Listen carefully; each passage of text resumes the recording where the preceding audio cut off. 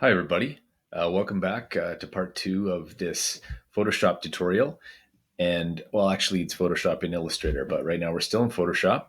And we left off with the distance piece of typography. We'd opened a document, made it 18 by 24 inches, 300 resolution. And we've got our typography set to Futura Bold, which again is not required for this assignment, but it is an option. And it definitely is a font that works and has worked for many designers. That'll be a decision you get to make. Next thing we want to do is we want to make sure that we maintain the same uh, font here. So obviously we could just make sure that it's set to feature a bold, but if we just want to duplicate this font, like any layer in Photoshop, all we need to do is just hit Control J or Command J on the Mac, and you'll notice that a copy appears. And now if we take the Move tool and we drag down, we have a copy of the previous piece of text. I'm now going to take my text tool. So click the T in the toolbar, just hit T on your keyboard.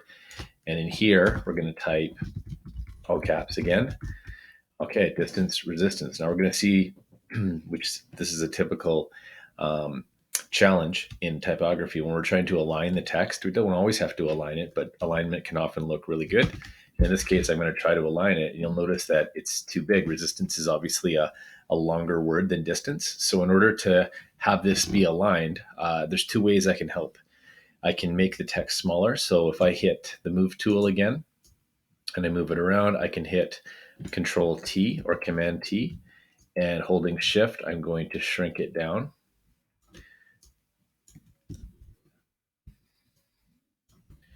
until it's a little smaller, and I have to go a little bit further here. Okay, and just a little bit too much. Okay, and I'm going to hit Enter, and I'm going to use my arrow keys now to just nudge it up. If I want to, and I definitely do recommend this, that you have your rulers open or your guides along the side here. If you don't see them, just go to Window, um, view, and then hit rulers. You can also use Control R or Command R on the Mac.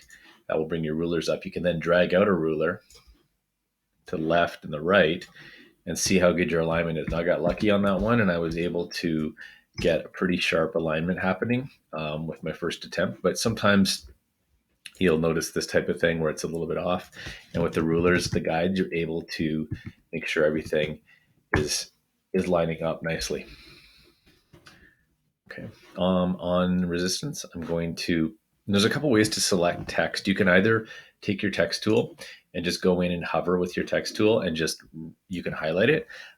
You can also, another way to do it is just double click on the T here in your layers panel, and that will also highlight that text. Okay.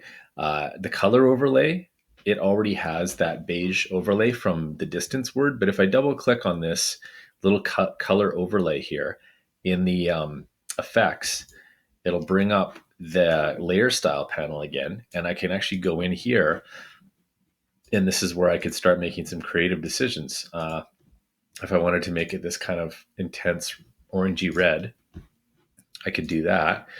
And then let's zoom out and see how that looks.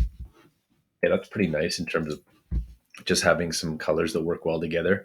An off-white, a warm kind of red, and then this slate blue gray in the background. That's a pretty good mix.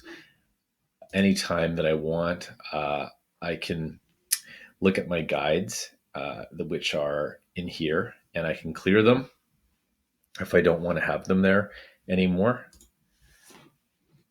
and see how my design looks without the guides. I can always bring them back in, just drag them in, and those can be altered at any time if you decide to use them, which again, I recommend, especially if you're trying to get alignment, which you often will be in a piece that has typography in it or other elements.